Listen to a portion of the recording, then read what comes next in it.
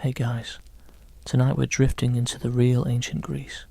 No postcard marble, no heroic hoplites, just dusty lanes, thin walls, and heat that turns every hour into a test. You might think you'd thrive among olives and sunshine, yet most of us modern folk wouldn't last until sunset. If these sleepy history trips help you nod off, tap like, maybe even subscribe, and tell me, where are you listening from, and what time is it? I love watching our little global insomniac club compare clocks. Now dim the lights, maybe start a fan for that soft white noise hum, and let's begin. We're about to feel, smell, and taste why you wouldn't survive even a single day in classical Greece. You wake in Athens, summer of 430 BCE, mid-Peloponnesian War, mid-plague, straw creaks beneath you, bedbugs scuttle. Your first sense isn't sight but smell, sweat layered on smoke, goat droppings, fish guts turning sour in the heat, and a greasy blanket of olive oil that never quite goes away. Each breath carries a hint of wood ash and raw wool.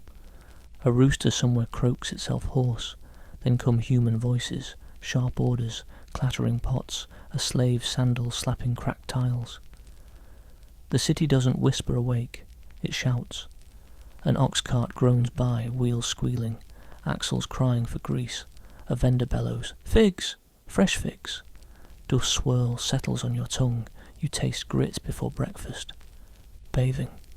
A ladle of cold water, if the jar isn't empty. Oil and a bronze strigil have to fake cleanliness. Your skin feels waxy, grains of grit stuck in elbow creases. The smell clings stubbornly, an unwanted cloak. You tug on a rough-spun wool chiton, scratchy as sackcloth. 2 garments total, today's tunic and a himation for winter. Washing means beating cloth on river stones, so most people just air things out and hope. Lice treat both as prime real estate. Breakfast arrives, a shard of yesterday's barley bread, rock hard until you dunk it in watered wine. Taste the thin, sour veneer, half vinegar, half river silt, served in a clay cup that smells like wet earth. A couple of olives follow, brine stinging the split in your lip. Meat, festival dream food, vitamins, unnamed, unimagined. Step into the lane and the sounds pile up. Braying donkeys, children chasing hoops, the metal ping of a blacksmith's hammer, cicadas drilling an electric drone. Over it all, town criers recite casualty lists from the war. A sudden waft of tanner's urine stings your nostrils. A fishmonger's stall adds rotting scales to the bouquet. You swallow hard. The air tastes warm and metallic. Your day doesn't pause for plague. Maybe you're shaping clay pots. The potter's wheel whines, each squeak piercing the skull. The kiln spits smoke that tastes like burnt almonds, coating your tongue in soot. Maybe you herd goats outside the walls. Their hooves tap tap tap on limestone, and their musk clings to your throat. Women in the courtyard grind grain. The quern sings a low stone-on-stone groan. Wool threads slap the loom. Kids wail, one crying for yesterday's fig peel. A midwife's chant drifts through an open doorway, soft rhythmic punctuated by a new mother's gasp. Childbirth here is dice rolled on a dirt-packed floor. By mid-morning you've swallowed more smoke than air, sweated out a cup of salt your chitin can't absorb, and dodged a slop pot flung from an upstairs window. Your gums ache where a tooth split weeks ago. The taste of copper hints at infection. You pass a philosopher debating virtue, each lofty phrase drowned by the clang of bronze on anvil. The stench of fresh tanned leather steals the breath from your lungs. Lunch repeats breakfast, bread, wine, olives, perhaps a spoon of cold lentil, mush tasting of bronze bowl and stale cumin. No shade, no breeze, just cicadas and the dull rattle of lottery stones as jurors are chosen for afternoon trials. Missing your slot means a fine. Coins you don't have because silver drachmas cling to the wealthy like barnacles. The sun drops like molten bronze. Houses trap heat, walls radiating it back. Sweat beads under your hair, salt stings your eyes, you taste it running into your mouth. A goat bleats nearby, sharp and nasal. From the harbour comes a faint tang of attar and brine. mixed with the pungent scent of fish guts stewing in barrels. Your immune system, pampered in modern times, has never met these bacteria. A cough 2 doors down becomes a drumbeat of dread. The slick oil on your skin lures dust, turning pores into tiny mud masks, head throbs. Your only remedy is chewing bitter willow bark until your tongue numbs. Evening's first sound is a flute, notes weaving through the streets like smoke. Cook fires crackle, garlic sizzles in olive oil, promising a flavour big enough to mask spoiled stew. You breathe it in, stomach clawing at ribs in hope. But dinner on your table is more barley, more olives, more wine watered, till it tastes like damp clay. Twilight paints the Parthenon gold, but you hardly notice. The stench of overflowing gutters steals the moment. Dogs fight over fish heads, one yelps, echoing down painted colonnades. Wine sellers call last orders, their voices slur into the hum of crickets and distant surf. Back on the straw mattress, the bedbugs greet you, tiny pinpricks marching along ankles. Smoke from the hearth squeezes through rafters, leaving a woody aftertaste in every breath. An old neighbour coughs in the next room, each sporter a metronome. Somewhere a lyre plucks a lullaby, but it can't drown the hacking or the murmured prayer for Apollo's mercy. You close your eyes, counting heartbeats, tracing flecks of torchlight dancing across the ceiling smoke stains. The smell sticks to you, seeps into dreams, hot manure, sour wine, tallow candles, ancient sweat. Crickets pulse a slow rhythm. The Aegean breeze sneaks through cracks, tasting faintly of salt and seaweed. That's day one, if you're still breathing. Tomorrow promises hoplite drills, tax collectors, more heat, more bread, and the same uneasy chorus of coughs. For now, let attic night sounds lull you. Cicadas, rippling conversation, the low moan of ox-drawn wagons on stone. Breathe shallow, ignore the smell, and drift. Good night, traveller. Ancient Greece never promised mornings. You swing your legs off the straw mattress, toes sinking into dirt-dusted tiles, worn smooth by generations of other tired feet, and draw your first deliberate breath of the day, only to wish you hadn't. The air is already thick, despite the pale sliver of dawn. It presses into your lungs like damp wool. Last night's half-smoke still floats inside the room, mingling with the tart ammonia of a chamber pot pushed into a shadowed corner and forgotten.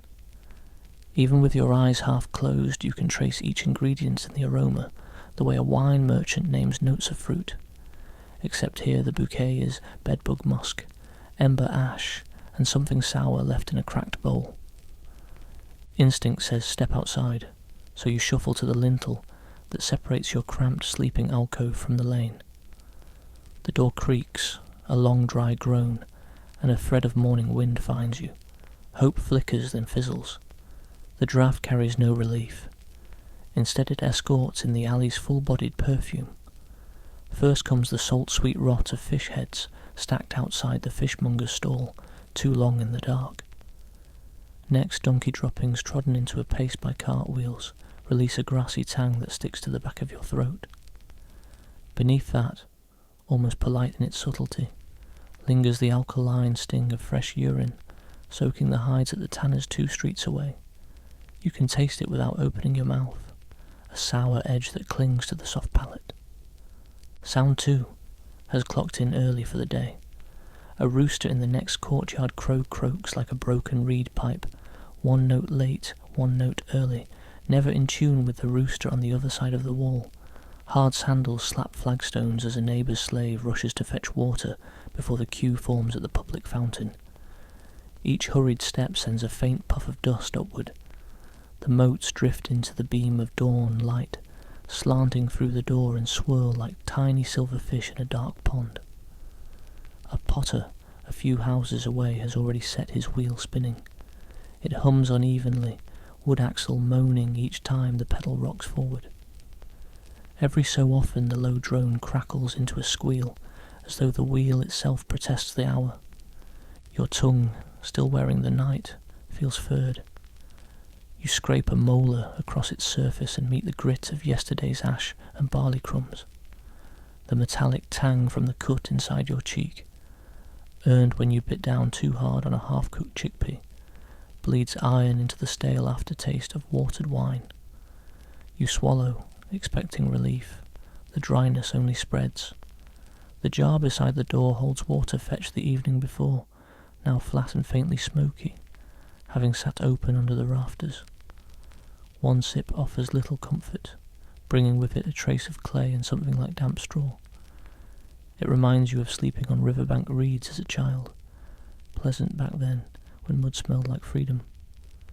Across the lane the grocer's daughter sweeps her threshold. The straw bristles of her broom hiss over grit at a steady rhythm. Swish, knock, swish, knock, each stroke lifting more dust into the gold air. You watch the cloud drift, settle on your forearms, nestle in the crease of your elbow, where sweat is already beginning to glisten. You realize you are holding your breath again, a futile defense. You exhale slowly, accepting that breathing here is a conversation you do not control. The city speaks first. You answer by inhaling whatever it offers. A clay pot cracks somewhere behind you, then shatters, a blunt percussion softened by distance. Two women gasp in unison. One curses under her breath, and shards clatter as they are kicked aside. Farther off, a baby begins a thin, determined wail. The cry rises past the roof lines, slips into the burgeoning chorus, braying donkey, muffled cough, the shuddering cough again, deeper this time, from the man 3 doors down who has been sick for weeks. You make a mental note not to linger near his doorway, though the plague does not care which routes you avoid. Another waft of odour rolls past, lower and meatier. Someone has lit an early cook fire using damp olive wood. The smoke crawls along the ground, grabbing every other scent by the ankle and dragging it upward into a single muddled cloud. Cloying sweetness from figs bruised underfoot merges with the resinous bite of burning sap. Somewhere, garlic and onion begin to sizzle in a pan, breakfast for a merchant rich enough to afford the sharper flavours. The smell pinches your empty stomach, even as it warns that whatever is cooking is more likely destined for his stall than for any bowl you will hold today. The rooster chorus lapses into silence, and for 10 heartbeats you could almost imagine a hush settling. But the city refuses stillness. A borrowed mule balks at a load. The driver answers with a stick against hide. Thwack, grunt, thwack, until hooves clatter forward. A bronze smith drags open his shop shutters. The hinge screams before he can wedge it with cloth. Then comes the first hammer strike on the anvil, bright and hard, like a spark becoming sound. You run fingers through hair stiff with sweat and ash, feeling grains of something, sand, flour, shake free onto your shoulders. Your neck itches where a louse has travelled. You scratch and feel the welt rise. The Keaton waiting for you is folded near the hearth, smelling of smoke, human salt and faint sheep lanolin, never fully scoured from the wool. You lift it, noting 2 fresh holes where moths have eaten overnight. Even before dressing, you know the fabric will itch in new places by noon. A breeze finds the alley again, cooler this time, though carrying its own catalogue. Brine from the distant harbour, tar heated on boat planks, the bittersweet drift of pine resin burning at a shrine, and, just a fleeting trace, the clean mineral sting of unbaked clay. You take that breath slowly, let it fill the back of your throat, trying to memorize the one scent that does not offend. It is gone too fast, swallowed by tannery stench and the sharp odour of donkey sweat. You close your eyes a moment, listening, truly listening to this morning's city. Somewhere a flute practices scales, the notes slightly flat. Maybe deliberate, maybe poor skill. The melody weaves through the donkey brays, the potter's wheel, the broom on stone, the sigh you do not notice escaping your lips. Each sound is a strand. Together they net you where you stand, holding you in this day whether you like it or not. Another swallow, and your tongue meets the same stale bitterness. You sense with dull certainty that the taste will follow you through every task ahead. Grinding grain, hauling water, dodging slop buckets, counting coins you do not own. But for now, you accept the city's offering, its mingled smells, rough sounds and coarse flavours, because there is no other air to breathe, no other place to set your feet. You inhale once more, the way a swimmer gulps before diving, and step fully into the lane, ready, or as ready as you will ever be, to let Athens devour the rest of the morning. You ease into the street, and Athens greets you with sound before sight, a full-throated, many-layered morning symphony that never learned the meaning of moderation. It begins at ground level with sandals scuffing limestone, hundreds of souls negotiating cracked stones, weaving patterns you could almost tap your foot to if the tempo weren't so erratic. Each pair of feet carries its own percussion, the dull pad of leather thongs, the sharper clack of wooden clogs, and the whisper scrape of bare heels toughened to horn. A heartbeat later comes the low groan of wooden cartwheels grinding through ancient ruts. Axles squeal in protest, a drawn-out whine that twangs your nerves like a poorly tuned lyre. The driver clicks his tongue, a crisp staccato meant to spur the donkey. The animal answers with a throaty bray that balloons into the hot air and ricochets along mud-brick walls. You feel the vibration in your sternum before the echo fades, and for a moment the lane seems to throb like a living instrument. Voices overlap, rising and falling as naturally as ocean swells. Vendors sing their wares in musical fragments, fresh figs ripe as dawn's cheeks, fine cloves from the islands, clear your coughs. Then melodies meander, bending into half-remembered modes, until a passer-by shouts a haggling counter-melody, sharp, flat, insistent. The two lines braid into a tension that resolves only when coins clink, bright, brief symbols into a waiting palm. Above that clamour, craftsmen add their own signature notes. A bronze smith's hammer rings pure and high, striking metal that answers with a bell-like chime. The rhythm is steady, tap-tap, pause, tap, until a miss-hit sends a jarring clang echoing off the columns. Across the alley, a cobbler thuds pegs into sandal soles. His mallet produces a softer, hollow knock that settles into the gaps left by the smith's sharper blows. Together they create a duet of iron and hide, hard and soft, establishing the day's pulse. Somewhere unseen, a weaver plucks warp threads to test tension. The strings zing lightly, almost playful, then settle. Each adjustment is followed by the low thump of a shuttle sliding through wool. The rhythm is patient, deliberate, the loom's wooden frame creaking like a ship at sea. The scent of spun lanolin drifts over warm and faintly sweet, blending with the tang of hot granite radiating yesterday's baked sun. You taste dry dust at the back of your throat as you inhale, as if the city wants to make sure you never forget its mineral bones. A sudden burst of laughter pirouettes into the air, 3 boys teasing one another while rolling a hoop of bent vine. Their bare feet slap lightly, sending tiny puffs of yellow dust swirling around your ankles. One boy's giggle breaks into a cough, rough and rattling. The sound scrapes your own chest with sympathetic ache. You can almost feel the grit of city soot lining his lungs. To your left, an old woman taps a wooden ladle against a clay bowl, calling stray dogs to the scraps she will scatter. The thin, hollow clop echoes like a cowbell, drawing 2 mutts who arrive nose down, claws skittering on stone. They snuffle, whine, then set upon the bowl with a wet crunch that is equal parts hunger and urgency. The smell of boiled goat bones ghosts your nostrils, savoury, hinting at marrow, and you swallow, reminded your own stomach is still thinly lined with sour wine and barley dust. Overhead, hurried doves flutter from roof to roof, wings whirring a soft rush like silk shaking in wind. Their coos descend in dovetail phrases, low and rolling, punctuated by the occasional sharp trill when one misjudges a landing and flaps to regain balance. For a heartbeat, the bird's calls almost harmonize with a distant flute, its plaintive melody wandering in from somewhere near the agora. The flutist bends notes down, then up, like a river meandering through reeds, fluid, melancholic, strangely soothing amid the city racket.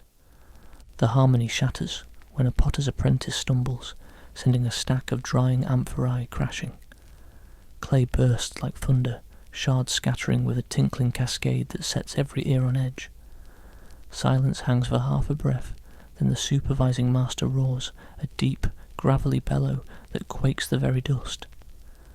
The apprentice stammers apologies, fear quivers in his voice like a frayed string. You wince, feeling the reprimand as a vibration inside your skull. Nearby, a fishmonger begins gutting yesterday's catch to salvage the salted meat. Each dull thud of blade on plank is followed by a wet slurp as entrails spill into a bucket. The metallic odour of fish blood billows out, blending with brine and old seaweed, making you breathe through your mouth. But the taste is no better. Copper on your tongue, salt in your teeth, and a sour note of decay that clings to your palate like old gossip. From an open doorway, a matron calls children to fetch water. Ceramic jugs bump together, bloop, bloop, like hollow gourds, then rattle as small hands struggle with their weight. The kids' footsteps patter in erratic rhythm, sandals squeaking as they dash toward the fountain 2 streets over. Their receding chatter forms a fading counter-melody to the steady surging of voices still cluttering the lane. A philosopher strides past, robes trailing dust, and begins lecturing an invisible audience. His voice booms, rich, sonorous, each phrase ending on a rising note that begs contradiction. He pauses only to cough into his sleeve. The cough is wet, lingering, yet he continues his argument as though the body's protest were an unruly student to be scolded into silence. You catch words about virtue, justice, and the nature of courage. They drift by, unfinished paragraphs riding curls of tanner's fumes and oven smoke. You taste heat now, the faint flavour of sun-warmed stone seeping into the air before the sun itself has fully risen. Perspiration beads on your upper lip, salty and gritty, and when you lick it away you get a sandy crunch between your teeth. The flavour is somehow both bland and ancient, like licking time-worn marble. Your ears hum, overwhelmed, but there is no single thread to follow, only tapestry. At last a momentary lull appears. The bronze-smith pauses to examine a blade. The donkey driver bargains in a hush, and even the children's distant shouts diminish to murmurs lost behind low walls. You notice your own heartbeat, steady, a muted drum inside your ribs, matching the faint pat-pat of a water bucket dripping somewhere unseen. For a breath, Athens gives you space to hear yourself. Then a crier mounts a stone block and unleashes the latest war dispatch, voice pitched for distance, tearing the calm like linen. The city inhales as one organism, holding that collective breath to catch his words. You can't see him, but the echoes roll along terracotta roofs, bouncing until they tumble into your ears as garbled syllables, names, numbers, warnings. The moment of hush fractures, the human tide surges again, voices thicken, carts resume rolling, hammers strike, dogs bark, and the whole symphony swells back to full volume. You exhale, knowing this soundscape will follow you wherever you walk, into market stalls, past temple colonnades, through dusty side streets where even whispers carry. The music of Athens is relentless, untiring, eager to fill every silence with its own heartbeat. And you, newcomer, are merely one more instrument, expected to play your part until the sun leans west and these notes shift toward the slower cadence of dusk. But for now, morning in classical Greece has claimed your ears, sewn them into its living tapestry of clang, shout, whistle and sigh, and there is no pulling loose without leaving pieces behind. The Khiton waits for you on a low stool beside the hearth, folded more from habit than hope. Even in semi-darkness you can see where moths feasted overnight. Jagged bites at the hem, a delicate constellation of holes across the shoulder seam. You lift the fabric, and the first thing you register is weight. Coarse wool so densely woven it feels more like damp burlap than cloth. Lanolin clings to the fibres in a film both waxy and slightly sour, the natural grease never fully scrubbed out during washing. You rub thumb and forefinger together and they slide, then stick, leaving a faint, sheepish aroma that lingers in the creases of your palm. Pulling the garment over your head is a small trial of geometry. You hunt for the neck slit, widen it with both hands, duck, twist, wriggle as the wool resists. A cold seam brushes your ear. A loose thread snakes across your face, trailing the faint itch of dust. Once through, you tug the rectangle of cloth into something that resembles straightness, if such a concept applies to a tunic that has shrunk unevenly where last year's rain pooled along the hem. The wool scratches instantly. It doesn't wait to warm to body temperature. It simply announces itself with 1,000 small teeth nibbling at the skin of your ribs and shoulders. You reach for the rope belt, hemp, frayed, and wrap it twice around your waist, knotting above the navel. The knot is bulky enough to press inward when you bend, but without it the chiton billows like sailcloth and catches every gust of alley wind. 2 bronze pins fasten the shoulders. You secure them by feel, careful not to jab the tender skin under your collarbone. Even so, the metal is cold, a brief nibble of winter against summer flesh. Before stepping away, you shake out the folds to dislodge last night's hidden guests. The resulting patter, tiny impact on the floor, tells you several lice, perhaps a flea or 2, have abandoned ship. You try not to think about the countless others still journeying along seams, laying pearly knits that cling to wool like burrs. A quick scratch behind the ear yields one determined survivor. You flick it into the hearth and hear it snap in the ash, barely louder than a grain of sand. Your hymation, thicker and twice as scratchy, remains folded on a peg. Its undyed grey looks like storm clouds caught in fabric. You'll carry it later, slung across one shoulder, a mobile blanket, coat, pillow, and someday burial shroud. For now the morning air is already warm, and the cloak will act more like slow, damp heat than comfort. Still you pat it, reassuring yourself that it's there. Nights can turn cool without warning, and ownership of even a single extra layer separates you from the poorest refugees crowding inside the long walls. The colour of your chiton, somewhere between yellowed parchment and dirty cream, speaks volumes about both your purse and your priorities. Bright dyes exist, madder reds, woad blues, murex purples squeezed drop by drop from unlucky shellfish. But each hue costs silver you do not possess, and even the rich watch colour fade under the relentless sun and harsher lie of ancient laundry. So you wear the sheep's own shade, which hides common stains, olive oil, wine, sweat, the rusty bloom of an occasional cut. Laundry day arrives seldom, dictated not by hygiene but by necessity.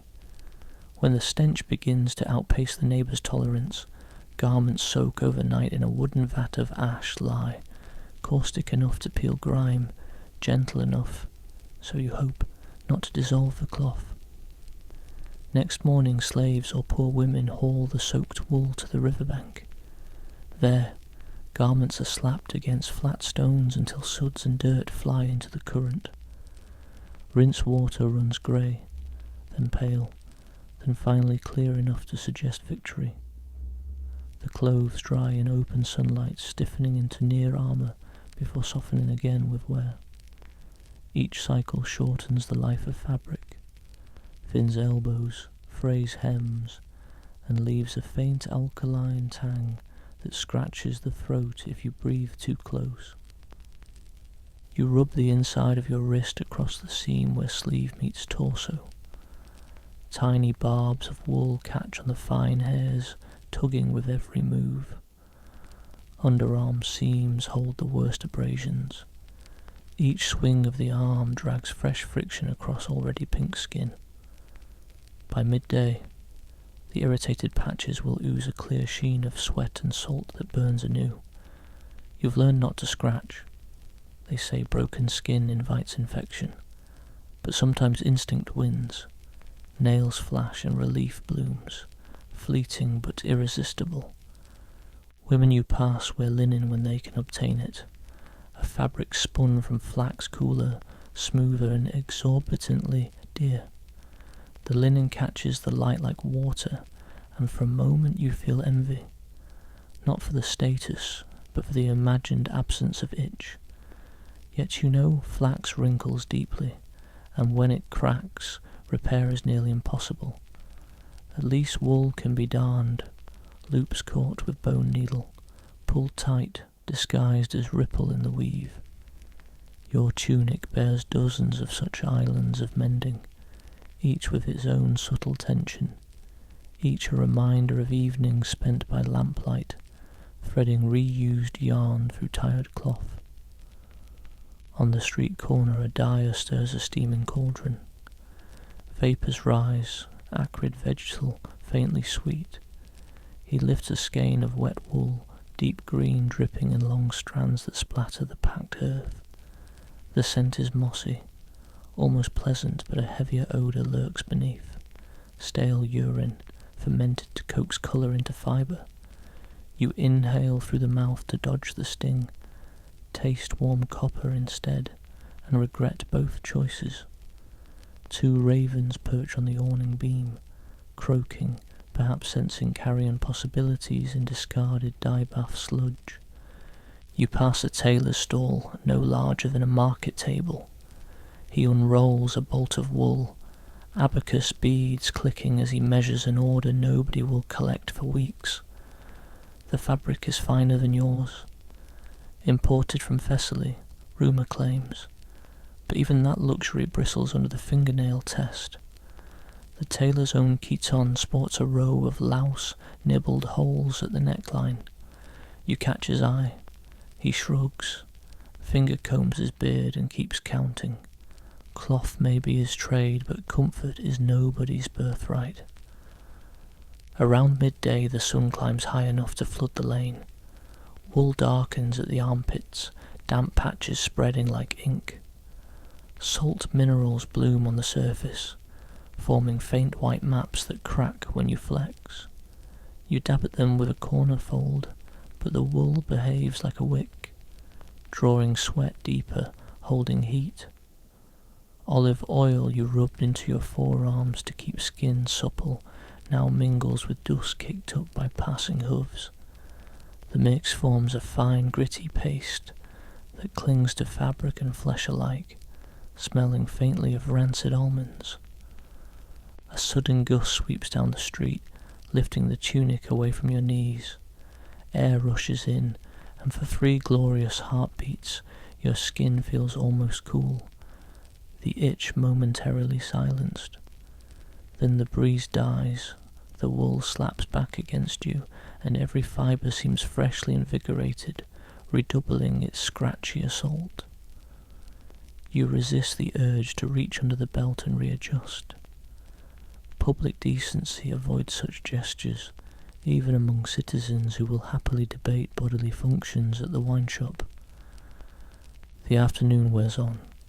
You crouch to inspect terracotta shards for reuse in roof repair, and the hem drags in dust, gulping a darker shade of brown.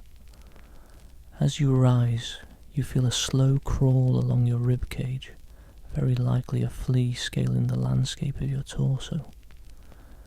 The creature pauses where the belt cinches cloth to skin, then darts into shadows your fingers can't follow without public display.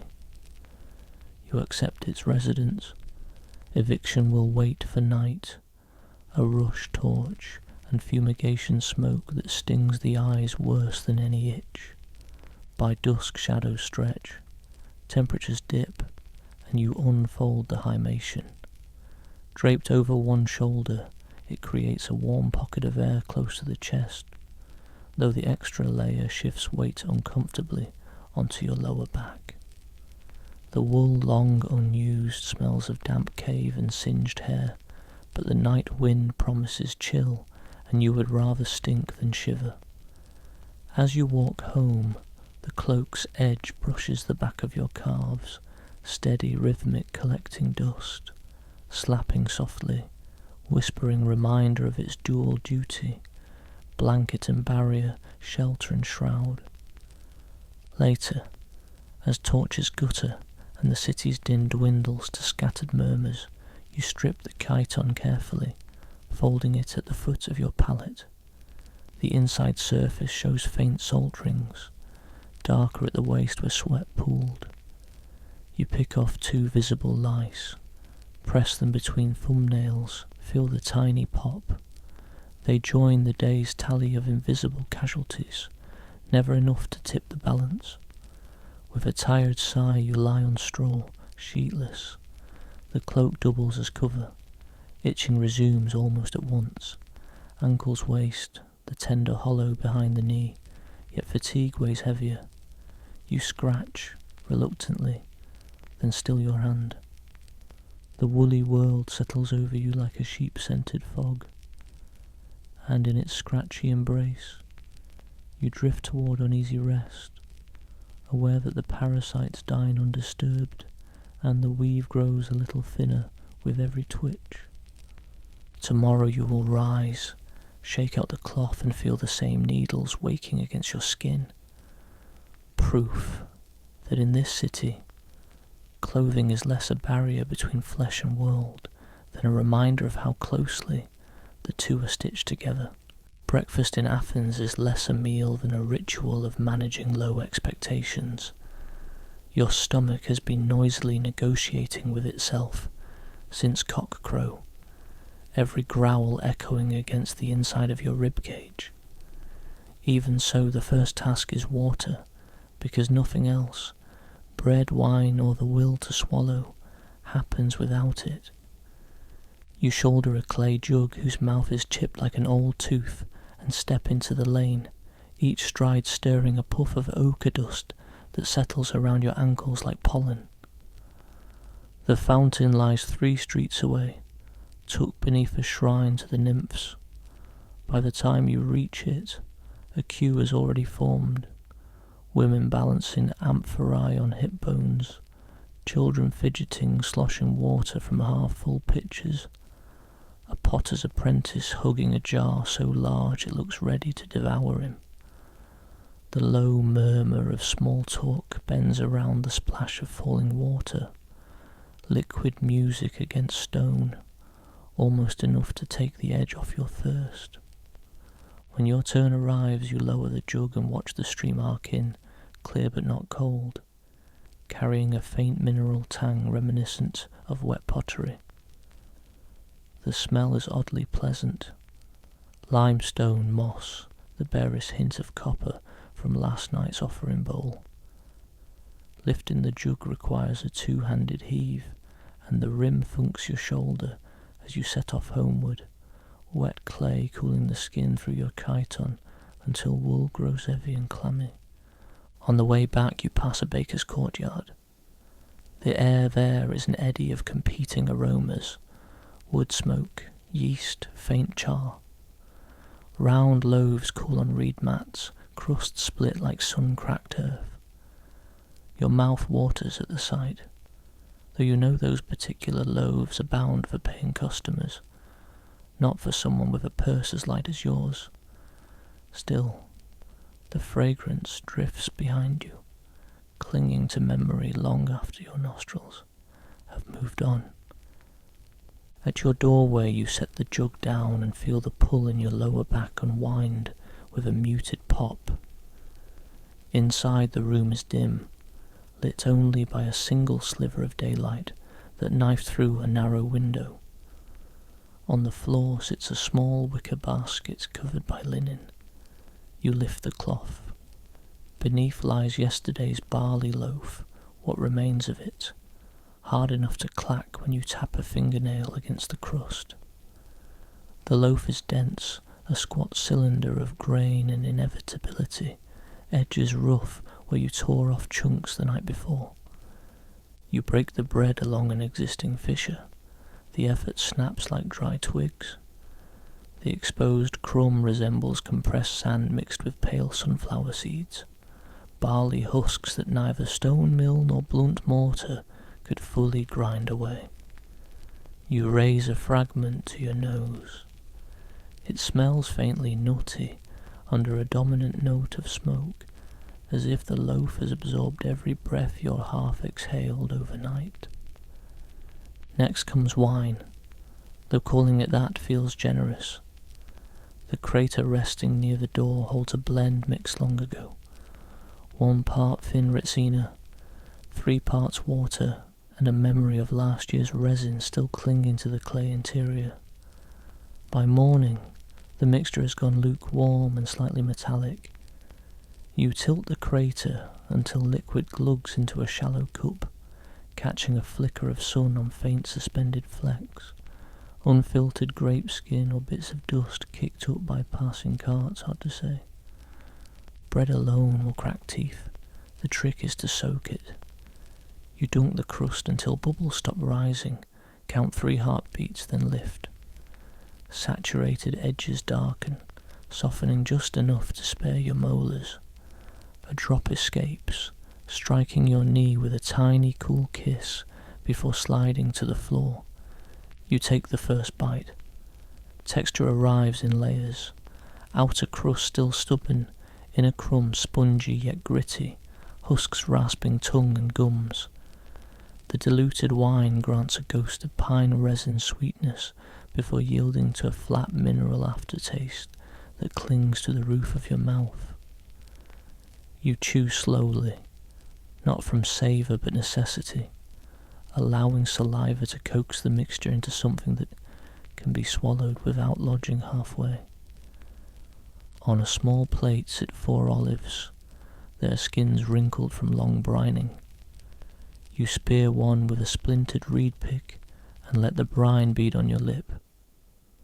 Salt shocks your taste buds awake, firing small sparks along the sides of your tongue before rolling into the deeper, earthy bitterness of olive flesh. The pit offers a satisfying crunch between molars, dangerous given the state of ancient dentistry, but a pleasure nonetheless, and releases a faint almond note that blends with the resin, tinged wine now pooling behind your teeth. Between bites you listen to the house itself. Timber beams groan as they shrug off night chill. Somewhere in the rafters a pigeon coos, wings rustling straw. Each sound magnifies the stillness around you, like instruments in a sparse score. Outside, a neighbour's rooster begins a fresh volley, voice cracking near the high notes. The chorus draws an answering bray from a mule, or is it the same donkey you heard earlier, followed by the sharp clack of pottery, meeting pottery, as merchants arrange stalls in the growing light. You slice the remaining bread with a bronze knife blunt from too many whetstone sessions. The blade scrapes coarse crumbs that skitter off the plank table, tiny grains of future floor grit. A final dunk, another chew. This piece tastes of ash with a loaf baked too close to the fire. You sip wine to chase it. The liquid alkalinity leaves your mouth paradoxically drier, a whisper of tartness balanced by the faintest smoky sweetness. You roll the sensation across your palate, trying to decide if it's pleasant or merely less unpleasant than thirst. From a wall peg you lift a small cloth pouch containing dried figs, more seed than flesh at this point. You tear one in half. Fibres snap like elastic threads, releasing a molasses dark aroma. Inside, crystal spar flecks of sugar cling to tiny seeds. You chew. Sweetness blooms, not bright like fresh fruit, but deep, molasses heavy, and settles into a sticky film on your molars. When you swallow, the sweetness lingers, muting the wine's rough edge and momentarily dulling the scrape of barley grit still orbiting your gums. A swallow of water clears the mouth. The fountain's mineral cocktail now reveals itself, chalky, slightly cool, carrying a whisper of iron. You run your tongue over teeth, counting rough spots where enamel thins. Each ridge suggests future pain, but for now they merely snag yesterday's crumbs. Hunger recedes, not because you are satisfied, but because your stomach acknowledges the truce. You wipe the cup rim with a thumb, smear away a faint purple ring, and set it aside. The plate shows olive stains like tiny ink blots, the breadboard fresh scars from your knife. You fold the linen, return the wicker cover, and tie the cloth pouch shut against opportunistic mice. With breakfast concluded, you realize little of what you consume will linger. The barley's hard fibres will churn like millstones in your gut, drawing water into the intestinal procession. The wine, too thin to intoxicate, will sweat back out by mid-morning. The olive salt will cling longest, a thirst maker guaranteeing your next jug's journey. Still, for these few minutes, your limbs feel heavier, your breath steadier, your vision less edged with black sparks of hunger. You rise, stretch until the shoulders pop, and loop the jug strap across your torso, half full now, sloshing quietly against ribs. Outside, the alley has brightened, sunlight shaft between roof lines, turning airborne dust into swirling motes of gold.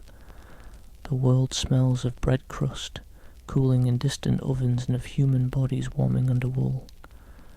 Your place in it, on the cusp of labour, on the brink of sweat, is secured by a belly lined with barley paste, brine and resin-tainted water. Breakfast is over, day has begun. And what passes for nourishment in classical Greece, stale crust, watered wine and briny bite, must power you through hours of hauling, hammering, haggling. Whether it can is another question entirely, but the city is already shouting the answer.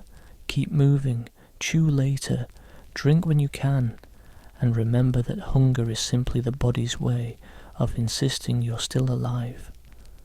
For now. You step back into the street with a belly just barely quiet and find Athens already simmering. The sun has climbed high enough to flatten every shadow, turning lane dust into fine glare that makes you squint. Heat rises off the stone like invisible breath, and each footfall on the pitted flagging answers with a dull clack, as if the city is knocking back at you, confirming your presence on its worn skin. The first scent that greets you is sharp, fresh urine fermenting in open vats outside the tannery. Hides drape over wooden racks, dripping pale liquid that spatters the packed earth with darker blotches. Every drop releases a sting that pinches the inside of your nostrils and seems to coat your tongue even though your mouth is closed. You exhale through a thin whistle, pretending it helps, then inhale again, because breathing is not optional. Past the tannery, a line of dye-stained apprentices heft skins toward a low shed where small braziers glow cherry red. A supervisor prods the embers with an iron rod, sparks hopping like bright fleas before winking out. The blast of heat brushes your shins, accompanied by a sooty perfume of singed hair and damp leather steaming itself dry. One apprentice slips on a puddle, skin-slapping mud. A quick yelp, echoed laughter, a barked reprimand, and the rhythm of labour resumes as though nothing happened. You turn a corner and trade that acrid world for another, the midday food market. Smoke from shallow braziers drifts in loose grey ribbons, carrying the bitter-sweet smell of charcoal and the richer promise of hot oil. A fishmonger flips a sardine onto a wire grate, the skin crackles, curling into tiny scrolls. A mist of oil pops, throwing flecks that sizzle when they land on the coals.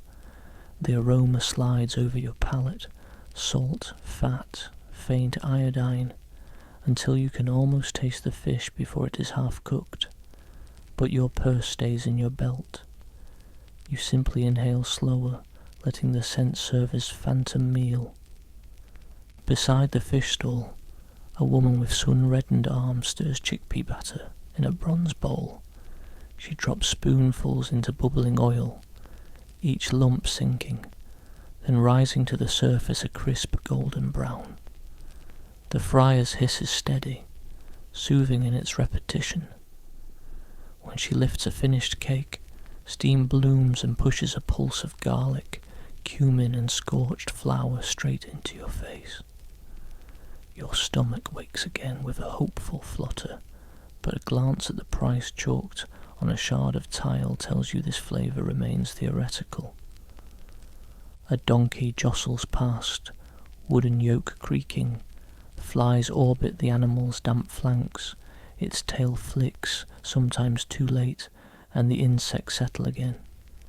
The donkey breathes hard, nostrils flaring, sharing its own musky breath with anyone unlucky enough to walk in its wake. The driver clicks his tongue, swats the beast's rump with a frayed reed, and the cart lurches forward, pottery inside clinking like distant wind chimes. One jar chips a neighbour, a bright speck of terracotta falling to the ground. Nobody stops. You pause at a stall heaped with onions, leeks and wrinkled winter garlic, still pungent despite the season. The vendor slices an onion to display freshness. The cut releases a wet snap, and a smell so crisp it drills through the tannery haze now lodged deep in your throat. Eyes water instantly. You blink, and the edges of the market blur for a heartbeat, all shapes melting into morning heat shimmer. A sleeve swiped across your face clears the tears, leaving a smear of wool fibres stuck to damp lashes. Across the lane a group of philosophers occupies shaded steps outside a small temple. One stands in the centre, gesturing with deliberate elegance, voice rolling like distant thunder. Words about justice, courage, or perhaps the nature of happiness spill into the street, but the syllables fragment amid clamour. Iron hammer strikes, donkey hooves, vendors hawking. Still, the speaker persists, an orator's rhythm that gives every sentence 2 slow beats and 1 abrupt stop, as if punctuation itself were a kind of moral.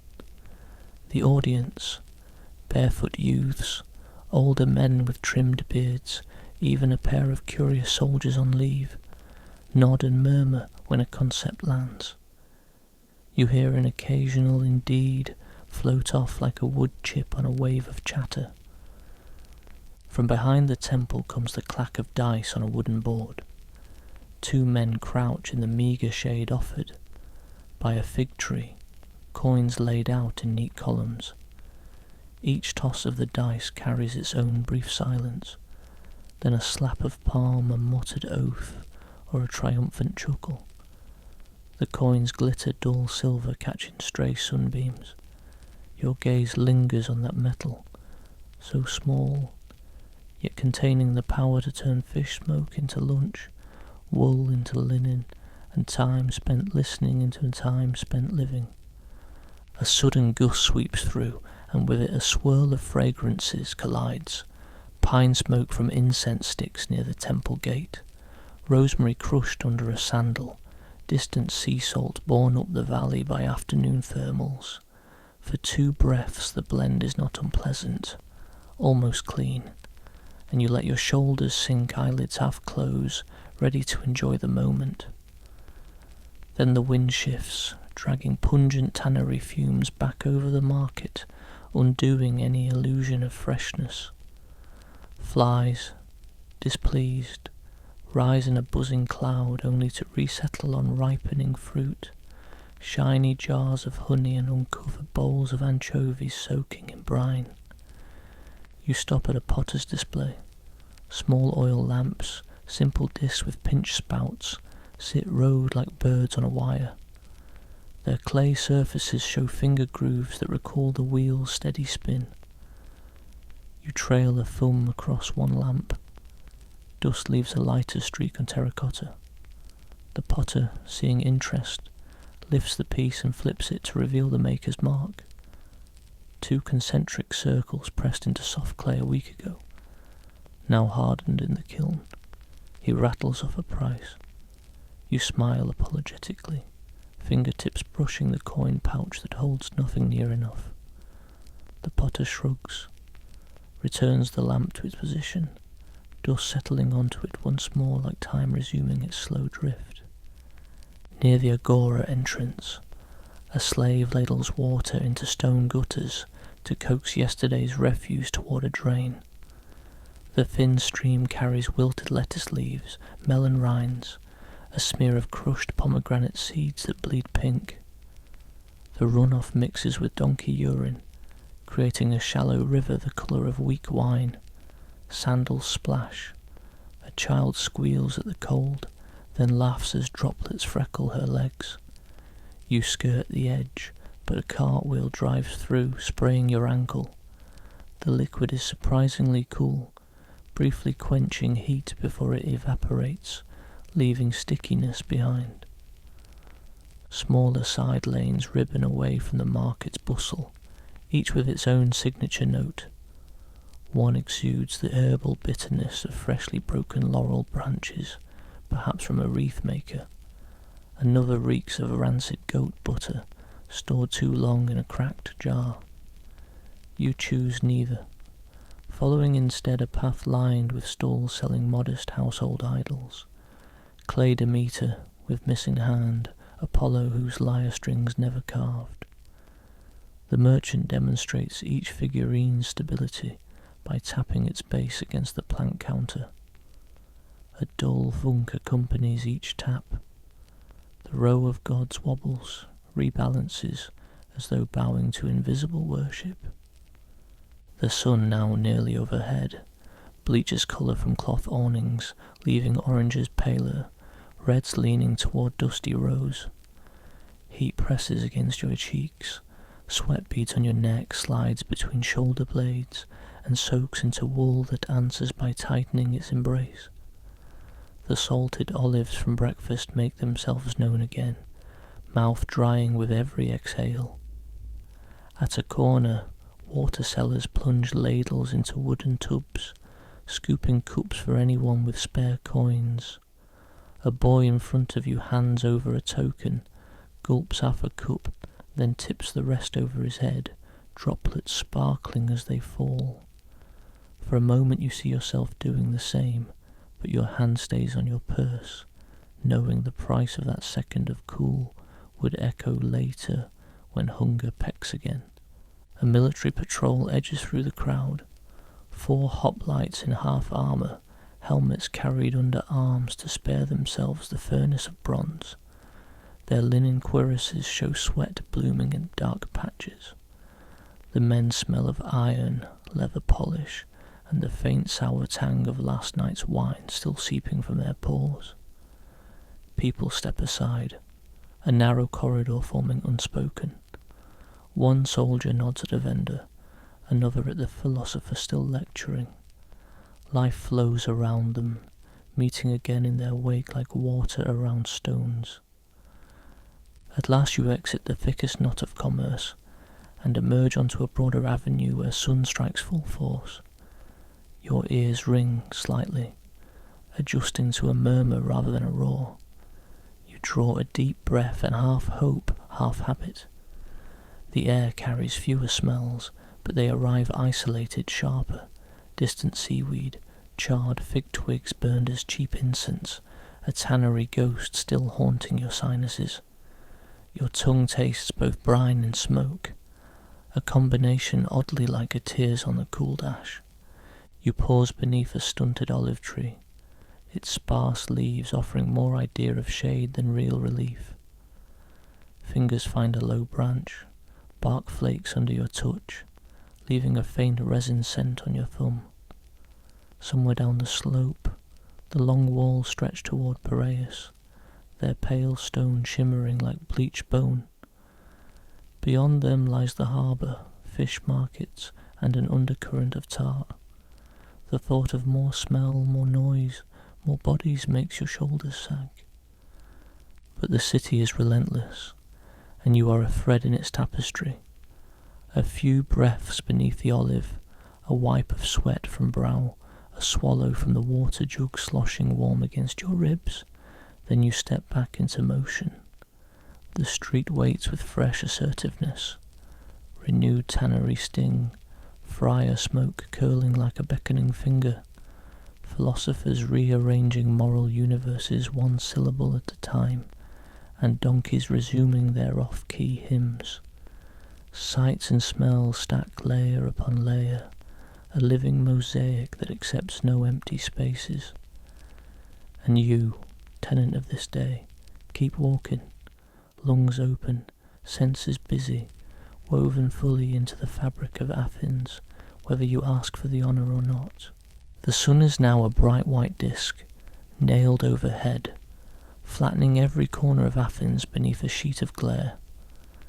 Your limbs feel heavier than the water jug you carried, but labour doesn't wait for comfort. It waits for daylight, and daylight is already halfway spent. You follow the buzz of industry to the potter's district, Keramaikos, where kilns squat like squat black beehives, radiating a menace of heat that rivals the sky. A foreman gestures you toward the wheel. The clay sits ready, damp, cool, smelling faintly of river mud and the mossy undertone of whatever fish carcass floated too close to the bank when it was dredged. You slap the lump onto the wooden disc, thud like a muted drumbeat, and the cold shock travelling up your palms almost feels luxurious compared with the furnace air swirling around your chest. A foot pedal waits beneath the stool. One firm push sets the wheel spinning with a whir that drones in your ears, steady, hypnotic. As the wheel gains rhythm, so does your body. Elbows locked, fingers splayed, knuckles nudging the clay into a wobbling cone. The mud coats your skin in a slick glove, grainy with tiny shards of ground pottery added for strength. You smell iron tang, where red oxide pigments mingle with sweat, dripping from your temples. The mixture slides down, streaking your nose with a metallic fragrance that sits on the edge of taste. You lick absent-mindedly at a bead, travelling toward your upper lip, salt, dust, and something earthy, like licking the underside of a stone warmed by sun. The kiln master strides past, trailing the scorched almond odour of fresh-fired terracotta. He lifts a half-finished amphora with pincers, inspects the shoulder curve and clucks at a microscopic bump. His beard smells of singed olive wood. Sparks have evidently kissed it sometime this morning. Without a word he sets the pot aside to be smoothed and nudges your elbow. Faster, he mouths, even as the air already ripples with heat. You lean in, fingertips guiding the clay wall upward.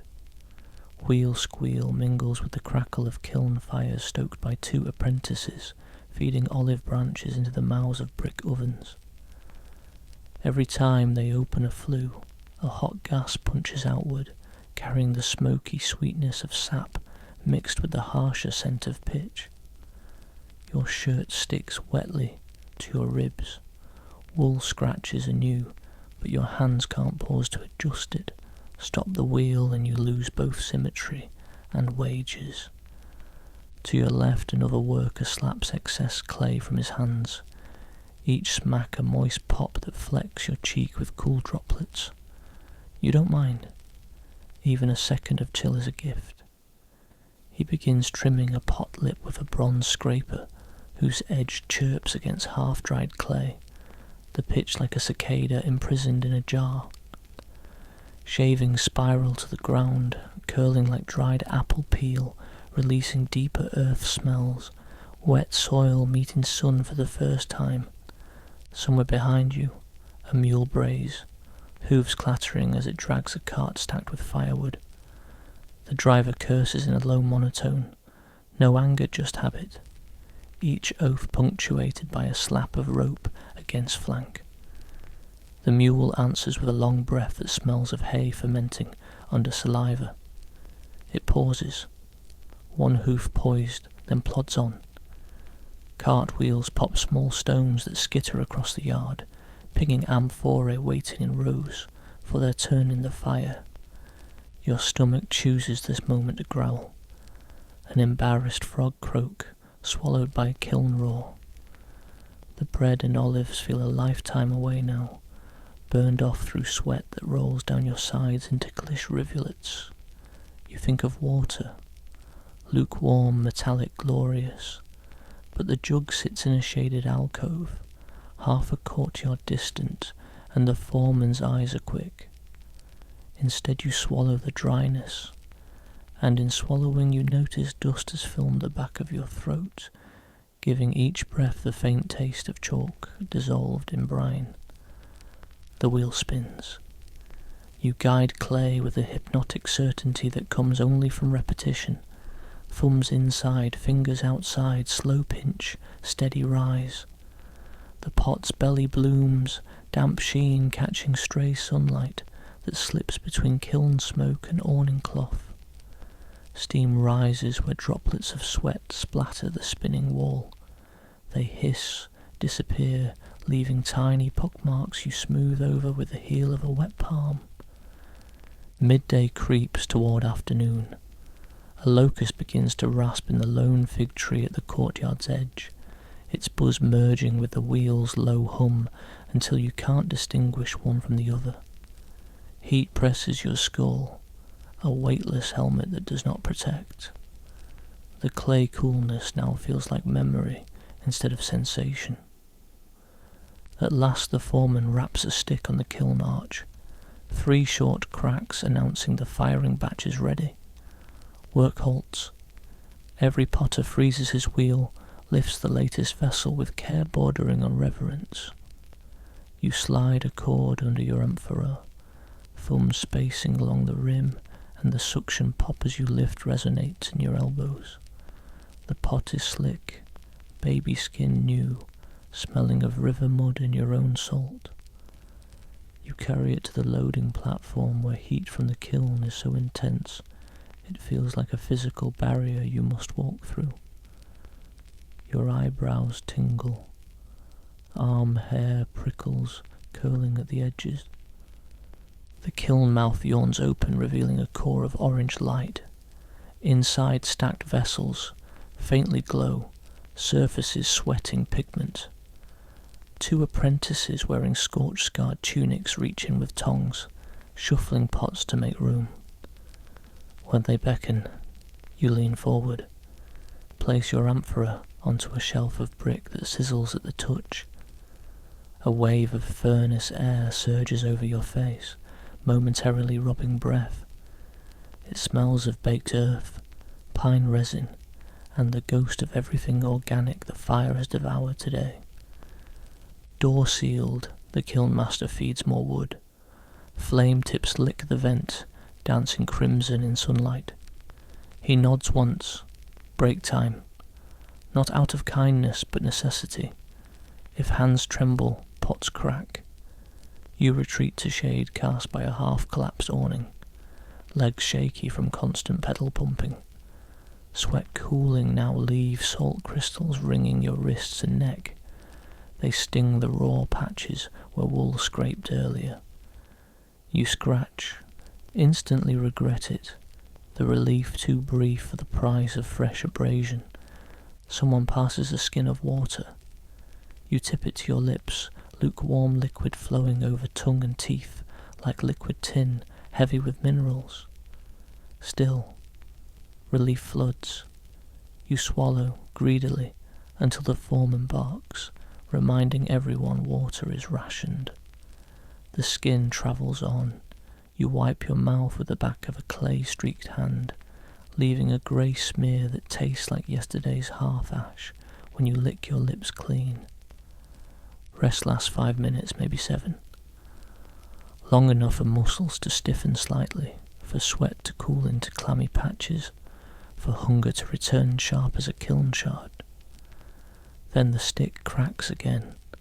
Single stroke, back to wheels. You stand, rolling shoulders that crunch in socket, and step into the sun where heat has only intensified, swallowing the courtyard in ripples. The next lump of clay awaits, already sweating through burlap wrap. You slap it down, foot to pedal, wheel taking life. The cycle resumes. Hum, spin, shape, sweat, smell of mud, taste of dust. No clocks track the hours here. The kiln's rhythm governs all. When the second batch fires, when shadows lengthen and breeze returns, then you may leave if the foreman is satisfied, if no pot collapses, if no misaligned flame scars the surface with black tears. For now the sun continues its tyranny, and your world narrows to spinning disk, gritty wool, and the ceramic chorus of amphorae dreaming of the moment they will stop being mud and start being useful. Your palms shape their futures, even as the day shapes yours, carving lines of salt on skin, packing lungs with powdered earth, teaching patience measured in slow rotations, and the hiss of water turning to steam against a pot's nascent skin. Lunch break arrives with the same ceremony it always does, none at all. The foreman simply lifts his stick, carves an impatient half-circle in the air, and every wheel in the kiln yard shudders to a halt. Pedals thump, clay smacks against palms one last time, and a hush settles, thin, momentary, before the kiln's deep growl rolls back in to occupy the silence. You duck beneath a warped reed awning nailed to the kiln wall, where shade feels marginally cooler than the sun and smells of singed olive branches and damp earth. The mud brick behind you radiates stored heat, but a finger's breadth below its surface lingers a shy coolness that seeps through the chiton into your spine. Your linen pouch emerges, stiff and salt-stained, from the wheel storage alcove. It rustles open like dry rushes rubbing together. Inside you count modest provisions. A barley wedge, scarcely larger than 2 playing dice pressed together. A thumb of goat cheese whose edges glisten under a film of sweat. 3 olives shining in the tiny pools of their own oil, and tucked away like a gift you almost forgot, half a dried fig mottled with sugar crystals. The inventory spells survival, not satisfaction, but survival is coin enough in this furnace city. You raise the water skin first, its goat leather throat tasting of dust and tallow where many mouths have sipped. 2 long pulls coat your tongue with limestone grit, and a faint metallic whisper, copper perhaps, from the brazed rim of the filling basin. Warm as bath water, left too long in the sun, but it soothes the parched ridges of palate and throat and buys your jaw the moisture it needs. When you exhale, breath emerges heavier, laced with stone and something faintly sweet, echoes of the nymph fountain upstream. The bread wedge comes next. Its crust is charcoal kissed in patches, tough enough that your bronze knife, duller than a fisherman's gossip, must saw back and forth just to split it. The crumb inside looks like compacted sand speckled with husk and chaff, each shard poised to lodge between teeth. You tear off a chunk, dunk it into water until bubbles ebb, Count the slow pulse in your throat. 1, 2, 3, and bite.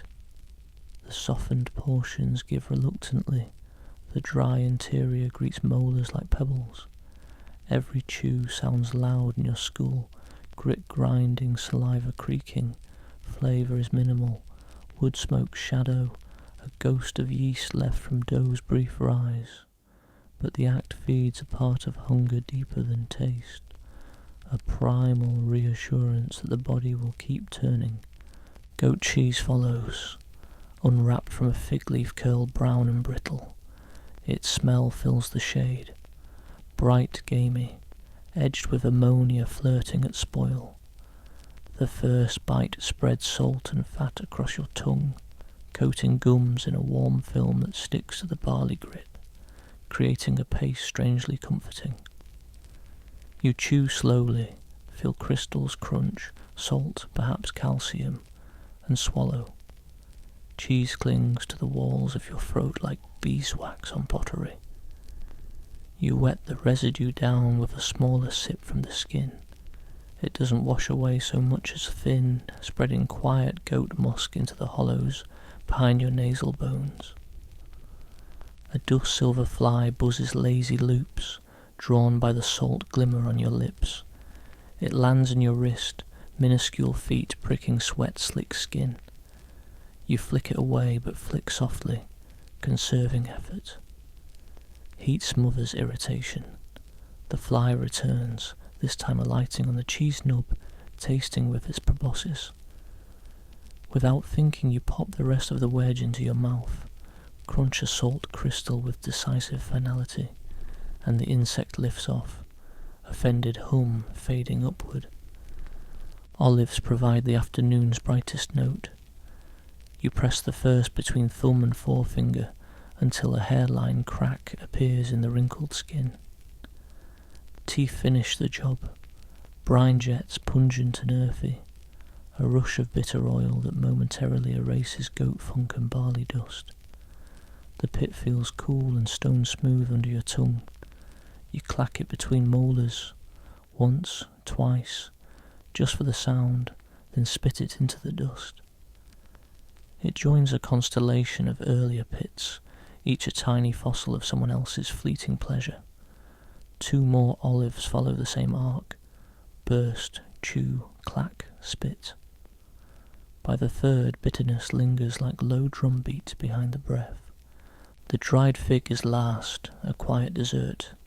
Its skin, leathery but yielding, tears to reveal seeds packed in honeyed flesh.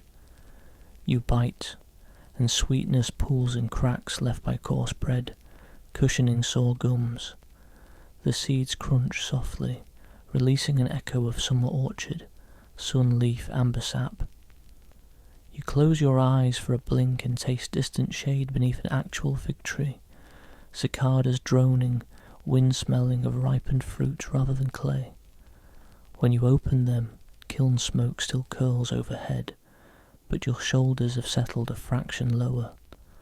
Across the yard, other potters perform their own silent feasts. One slurps pickled turnip slices, neon pink, from leftover beet brine. Another gnaws at a strip of dried anchovy, its fishy tang cutting through tallow-thick air. Conversation is subdued, broken by brief laughter when a young apprentice burps brine too sharply and doubles over, cheeks scarlet.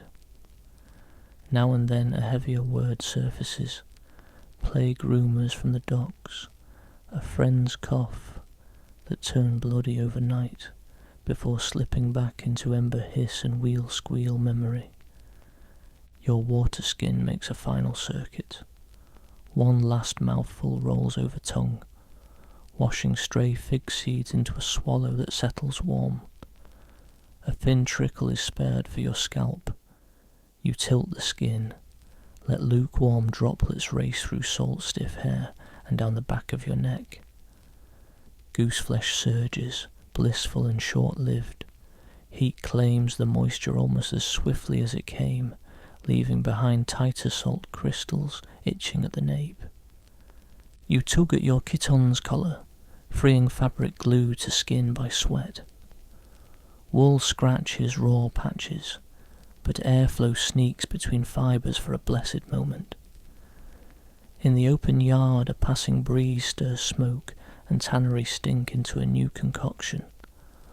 Olive wood resin, half-cured hide, rosemary crushed by someone's sandal, and the metallic tang of cooling terracotta. It is a smell unique to midday Keramikos, at once cloying and strangely stabilizing, the scent of work continuing as it did yesterday and will tomorrow. Hammer strikes ring from the carpenter's shed beyond the wall, marking time like the haphazard bells.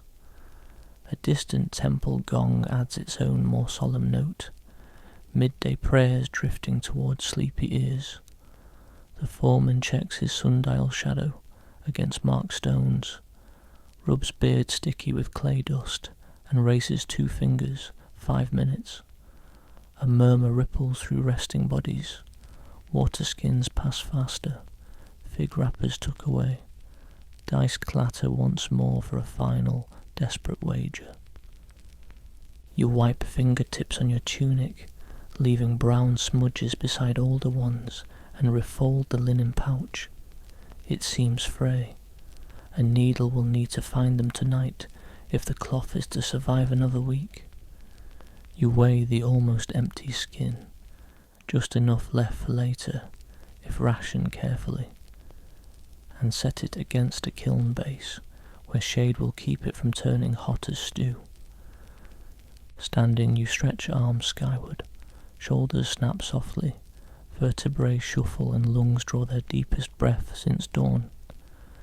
It is not fresh. Nothing in Athens is fresh, but it fills space carved hollow by morning exertion. You turn, glance at your wheel, clay mound waiting, burlap darkened by moisture, already flies exploring the cool ridges. Work won't start itself. Foreman's stick cracks against kiln arch, once, twice. Break is officially over. Wheels creak as craftsmen retake stools, feet finding pedals, hands dipping into water basins to re-wet calloused fingertips. You follow, seating yourself, pressing sole to pedal. Calf muscles complain, then comply. The wheel begins its slow revolution, splashing thin arcs of slip that glitter briefly in the sun before splatting to dust. Bread grit still coats molars. Goat funk hovers near back teeth. Olive bitterness lingers along tongue edges. Fig sweetness hums down in the throat. Each flavour a separate resonance inside a single body, now yoked again to rhythm. You catch a glimpse of the Acropolis through kiln smoke, its marble smudged by heat tremor, and wonder if those stone gods ever tasted anything but ambrosia myths. Then attention folds inward. Wheel speed, clay centre, thumb pressure. Afternoon yawns open like the kiln's mouth, wide, hot and demanding. But lunch, modest as it was, has done its job. It has laid down a thin stratum of energy beneath the fatigue, enough for hands to coax shape from mud, for eyes to judge symmetry, for mind to float on the hypnotic hum of turning earth. When dusk finally rinses colour from the sky, maybe hunger will howl again. For now the day turns, and you turn with it, fed just enough to keep the circle unbroken. The sun slides behind the hills of Egaleos, like a tired coin disappearing into a slot, and Athens exhales a long rank breath. Heat hangs but no longer bludgeons, it drapes instead, a damp hide slung over the streets. Kiln fires dim to a sullen orange, and the foreman's final tap of his stick releases you into evening. Your legs wobble as you step away from the wheel, clay-streaked and salt-crusted into lanes already shifting toward their nighttime selves. First notice the smell. Afternoon's dry dust gives way to a wetter rot. The fish market has shuttered, but its refuse remains. Mackerel heads, ink-black squid sheaths, slippery entrails piled in wicker trays for tomorrow's catguts. Warm air lifts their scent, sharp, briny, faintly metallic, and funnels it down every slope toward the agora. Gutters, swollen by slaves' bucket splashes, carry a thin current pinkish with fish blood and wine lees. The mixture gathers where stones dip, forming puddles that glint sickly in twilight. As you pick your path, sounds rearrange themselves. The clang of hammers fades. In its place rises a ragged chorus of barking. Street dogs lean as harp strings, prowl from shadow to shadow. Their nails click on limestone, a skittering beat that syncs with your footfalls. Occasionally 2 packs meet. Low growls escalate, paws scrape gravel, and then a collision of fur teeth and snarls explodes in the half-dark. You pause, listen to the savage music, yips, yelps, a sudden hush when one contender limps away, and then the victor's throaty claim echoes off stucco walls. A trash heap near the fish stalls crackles with life. Rats rustle parchment scraps, squeak, dart. A dog lunges in, jaws snapping. The pile shifts, sending up a gust of rot so potent it makes your eyes sting. You swallow against a sour wave rising in your throat, tasting remnants of goat cheese now curdling in your belly. A hiccup brings up a faint tang of barley acid. You breathe through your mouth, which helps until the air itself tastes of fermented guts. Torchlighters make their rounds, dipping reed bundles into pitch pots, then lifting flames to wall sconces.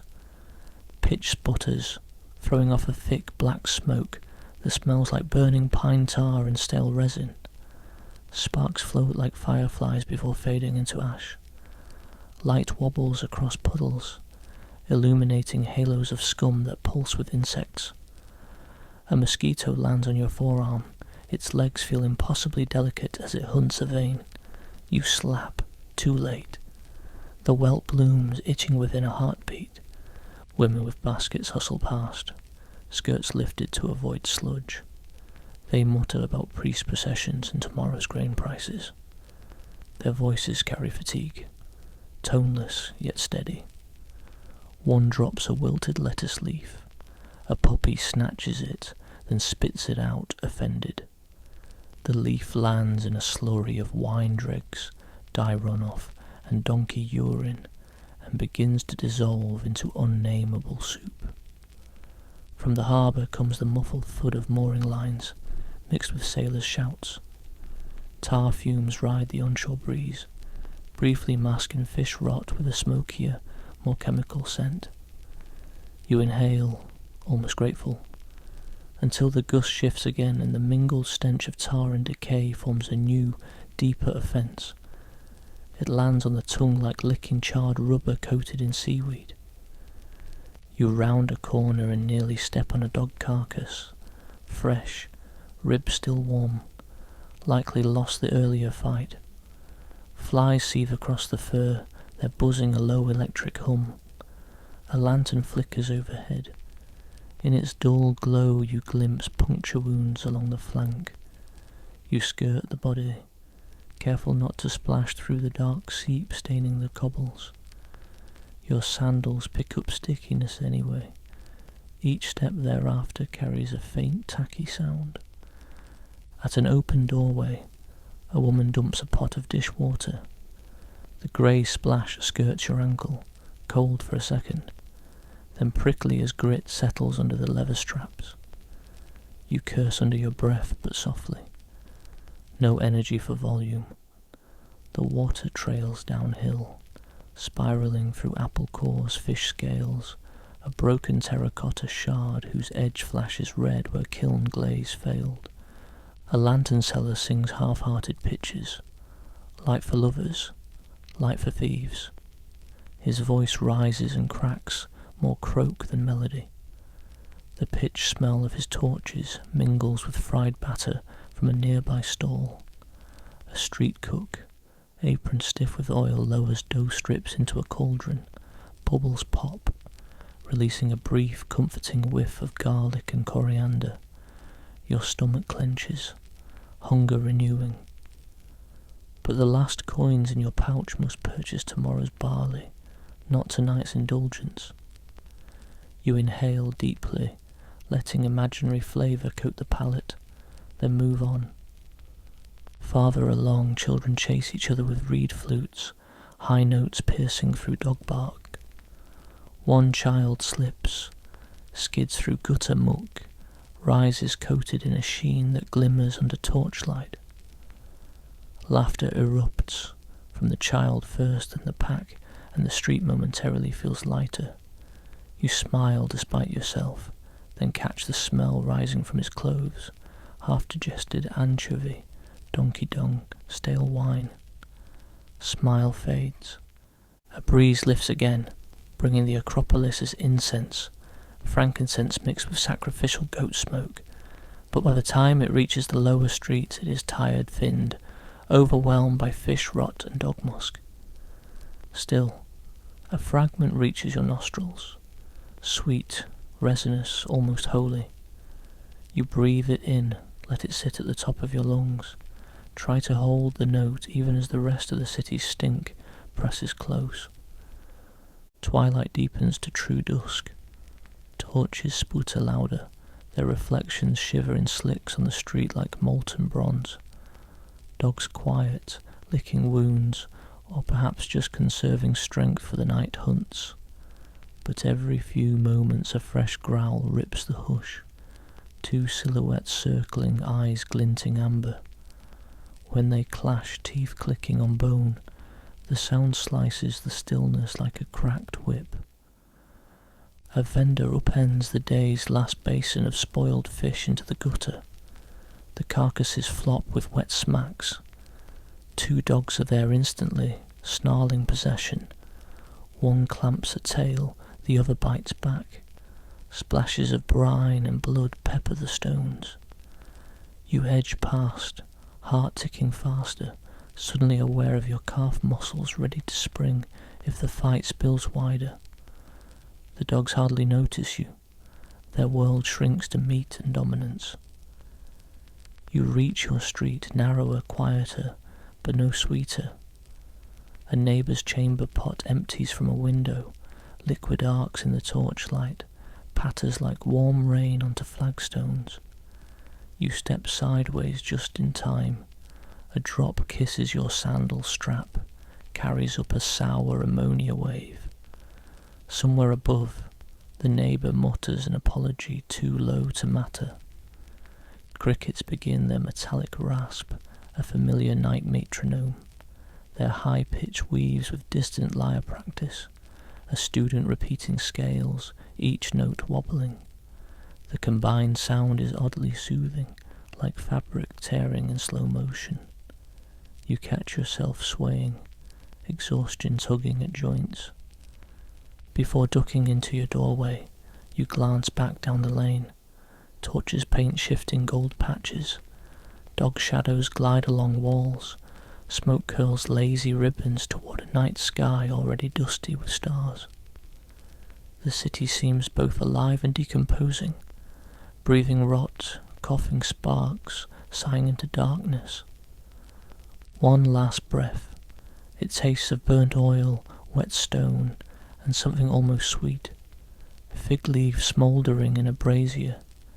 You pocket the sweetness, step inside, and shut the door on Twilight's stench and the distant skirmish that will likely claim another stray before dawn. Outside, Athens keeps snarling, barking, rotting, and living, an endless dogfight of smells and sounds that even night cannot quite hush. Night closes over Athens like a coarse wool blanket. Heavy scratch itch, uncomfortable, but inescapable. Inside your dim one-room house, a single olive oil lamp struggles against the shadows, flame tilting whenever the inland breeze worms through chinks in the shutter. Its glow paints the mud brick walls a sickly amber and releases a thin ribbon of odour. Warm oil, faintly nutty, edged with the acrid tang of charred wick. You set the lamp on a low stool beside the straw mattress and kneel to smooth the bedding, an act more ritual than comfort. The straw underneath has broken into stiff spines. Several poke through the threadbare linen, promising splinters by dawn. First you smell the room. It is a stew cultivated all day, wool soaked in sweat, clay dust shaken free of your chiton, goat cheese breath drying on the air, and that subtle ammoniac waft from the chamber pot tucked into a corner. You crack the shutter a finger width for fresh air and get a gust of outside night. Fish rot from distant gutters, torch, pitch, and the drowsy sweetness of fig leaf smoke curling from a neighbour's brazier. You accept the trade, inside staleness diluted by outside rot, and latch the shutter halfway so dogs can't nose through. Your stomach gives a last hopeful growl, a hollow bass echoing inside ribs. You ignore it. Supper was a memory smuggled in on garlic steam outside the fish stall, nothing more. Hunger will keep its vigil, but exhausted muscles trump appetite. You loosen the rope belt, let the chiton puddle to mid-thigh, and scratch at dried salt rims under your arms. The skin tender, complaining yet relieved to breathe. Before bedding down, you swish a cup of water to rinse the day's grit from your mouth. It tastes warm, mineral, carrying faint after echoes of goat leather from the skin.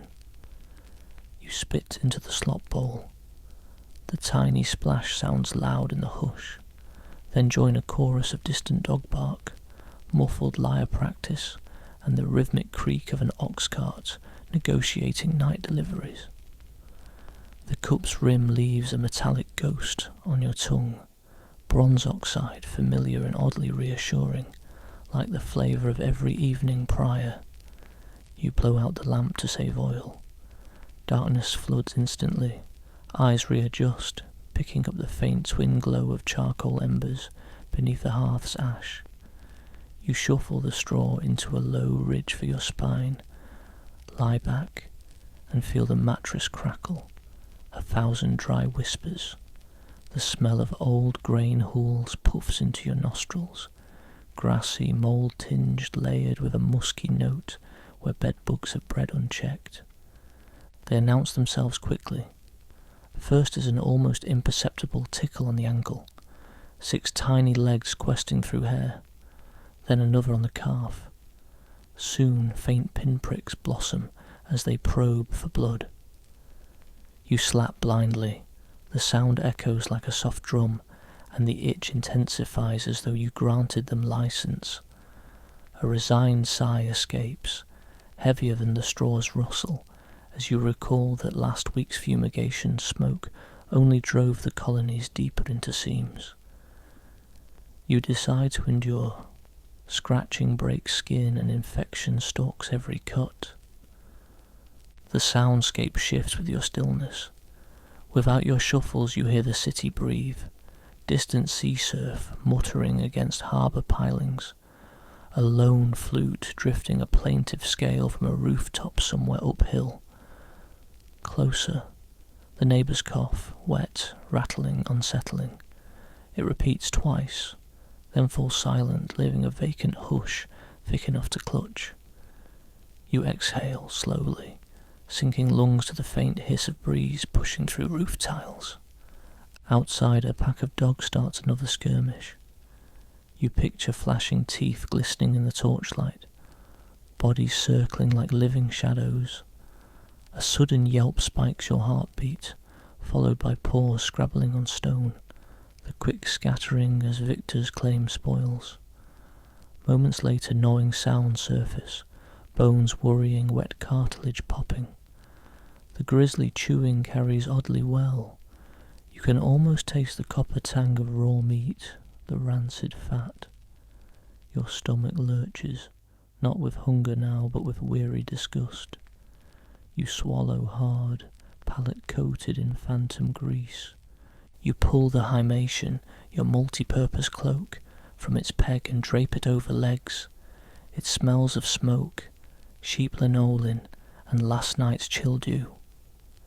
The added weight settles restless limbs, and warmth gathers quickly beneath, though the scratchy wool teases every sunburned patch. You shift to relieve pressure on the hip. Straw creaks, a bedbug chorus stirs. Somewhere nearby a clay pot shatters. Sharp crack, then a roll of shards. A woman mutters an oath, a child whimpers. The brief commotion fades, replaced by the slow drip of spilled water trickling across floorboards and out to the street. The drip becomes a metronome, tapping time into the night. You think of tomorrow, another dawn, prickling eyes open, another rooster competing with fish gut stench, another wheel to pedal. The thought is neither frightening nor comforting. It's simply the next bead on an unbroken string. Your breathing evens, matching the drip. Inhale, straw wool, faint tar smoke, sneaking through the shutter. Exhale, bread dust, goat tang, fatigue. A mosquito whines past your ear, needle seeking. You flick angrily. The whine veers, then cuts off. Maybe crush it against wall mud, maybe sated atop a sleeping neighbour. Silence returns, but itch remains. Ankles, wrists, neck, all the tender spots uncovered by cloak. You give in, scratching quick crescent moons in the dark, then still hand before breaking skin.